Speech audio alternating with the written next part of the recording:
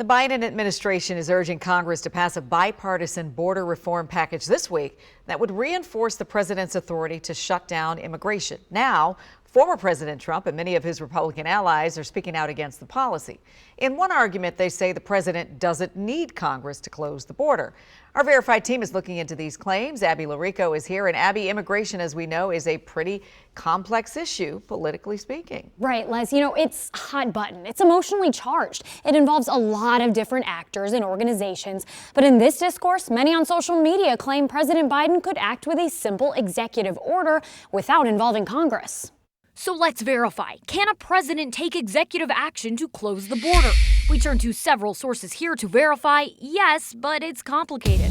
It leaves a ton open to the actual applicability or the practicality of doing these things. The president has fairly broad authority over American borders, according to the National Immigration Law Center.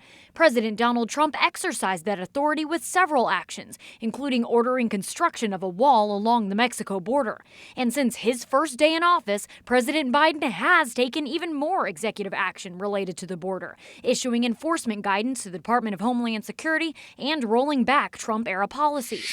Experts say policies built on presidential orders and rules have a much weaker foundation. It does not come with the permanence of a federal law, which can only come from one branch of government, and that's Congress. You need to have a bipartisan agreement to get serious reform through. Immigration policies often face challenges from states, humanitarian groups, and even other impacted countries. So if you don't have a piece of legislation that justifies what you're doing, you could easily find yourself in a situation where individual judges are throwing out what you're trying to do. And that's, of course, what happened to Donald Trump and a number of the things he tried to do. Something else to consider, a president's precedent. Presidents are constantly thinking about how will my opponents take this precedent that I'm setting, and how much further will they take that against policy outcomes, which I fundamentally disagree.